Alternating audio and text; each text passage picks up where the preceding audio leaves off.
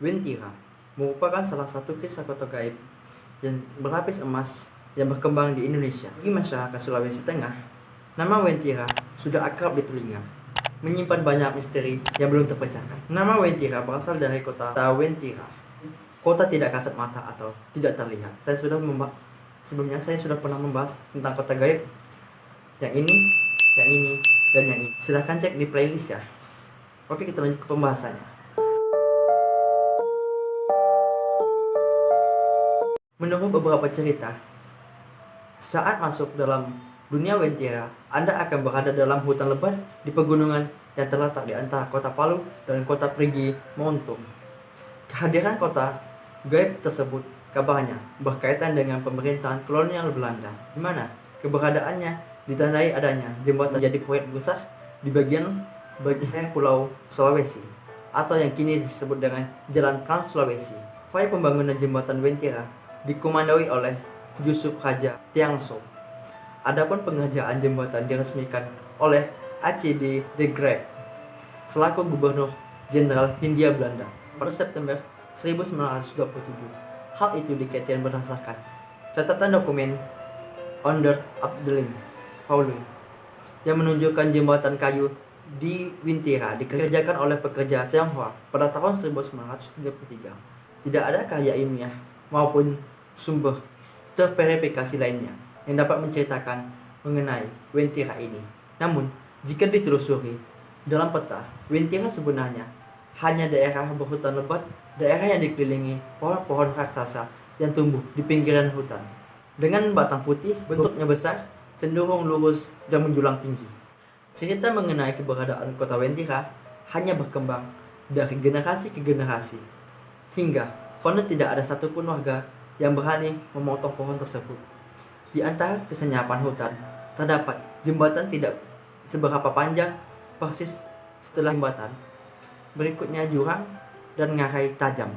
Disitulah dipercaya sebagai pusat kota Wentira. Warna kuning diidentik sebagai warna emas sesuai dengan istana jin di kota Wentira. Seperti hal namanya, tempat ini merupakan kota gaib lantaran tidak semua orang bisa melihat akan mengunjunginya. Hanya orang-orang yang diberikan kemampuan lebih yang mampu menembus kota ini, atau beberapa salah satunya sedang merasakan kesialan. Kawasan Wentira memang dikenal sebagai tempat paling angker bukan hanya di Sulawesi, tetapi juga di Indonesia. Bahkan, misteri dari mulut ke mulut yang berkembang di masyarakat hingga masyarakat yakin akan keberadaan kota Wentira ini. Misalnya saja cerita tentang seseorang yang memesan mobil BMW i series warna kuning dengan memberikan alamat Wentira. Hebohnya, orang memesan mobil mewah itu adalah seorang pria tua tanpa ada keanehan sama sekali. No sales promotion perusahaan tersebut. Tetapi setelah mobil itu diantarkan, ternyata tempat yang didatangi adalah hutan lebat. Banyak juga warga sekitar Wentira yang percaya bila melewati daerah tersebut harus membunyikan klakson sebanyak 3 kali agar perjalanan lancar. Sementara itu, warga setempat meyakini jembatan Wentira adalah pintu gerbang menuju kerajaan gaib. Selain itu, ada tugu kuning yang dipercaya sebagai penanda awal gerbang menuju kota gaib ini. Negeri jin yang dipercaya penghuninya sering keluar ke dunianya dan masuk dalam kehidupan manusia. Di balik segala misteri dan keangkeran kota Wentira ini, ternyata banyak juga cerita yang menakjubkan digambarkan oleh orang yang pernah ke tempat itu. Wentira merupakan kota modern dengan peradaban luar biasa.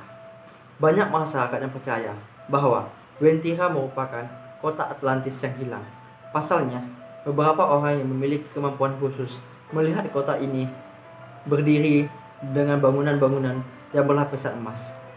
Dalam cerpen Kota-Kota Gaib yang ditulis oleh Caudal Tanjung Bauna, misalnya mendeskripsikan Wentira atau Wentira sebagai kota gaib yang bahkan dapat mengubah kepribadian seseorang menjadi 180 derajat. Dari segi bangunan, gedung-gedungnya penuh dengan warna keemasan.